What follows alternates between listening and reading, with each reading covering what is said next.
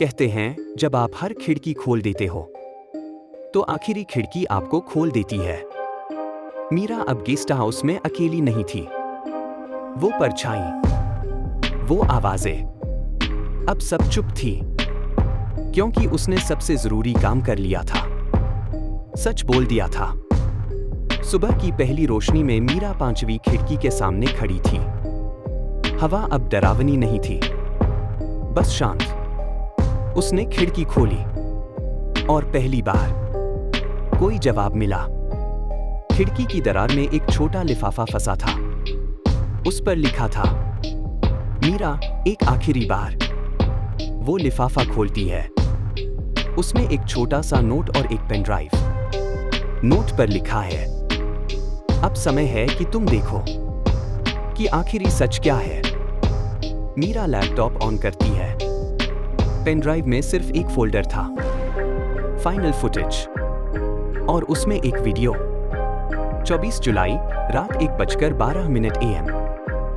वो वीडियो चलाती है। कैमरे में छत दिखाई देती है। कबीर अकेला खड़ा है। वो किसी से बात कर रहा है। हम सबने प्लान किया था, लेकिन तुम सब पीछे हट गए। और फिर दूसरी आवाज आती है, मीरा की। ये मजाक नहीं था कबीर। आरव सच में मर गया। कैमरे में अब दिखता है। आरव गिरने के बाद भी मीरा और कबीर के बीच बहस जारी थी।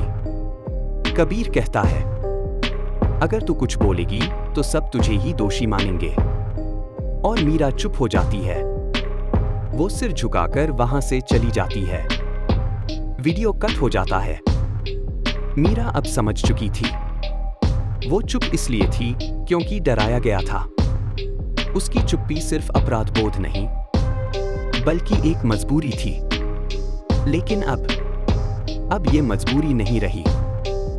मीरा गेस्ट हाउस से बाहर निकलती है। उसके हाथ में वो पेन ड्राइव है। वो पैरों में कांप रही है, पर चल रही है। कुछ मिनट बाद वो पुलिस स्टेशन के सामने खड़ी होती है। वो अंदर जाती है और धीरे से कहती है, मुझे एक बयान दर्ज कराना है। कमरे में सिर्फ एक मेज, एक कुर्सी और एक कैमरा। मीरा बैठी है।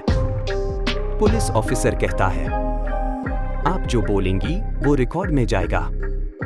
मीरा सिर हिलाती है और पहली लाइन कहती है, इस कहानी की शुरुआत 5वीं खिड़की से हुई थी। आखिरी फ्रेम में मीरा का चेहरा साफ दिखाई देता है। पहली बार वो हल्की सी मुस्कुराती है। शायद उसने खुद को माफ कर दिया, या शायद आरव ने उसे माफ कर दिया। सच हमेशा मुक्ति नहीं देता, पर एक और झूठ से बेहतर होता है।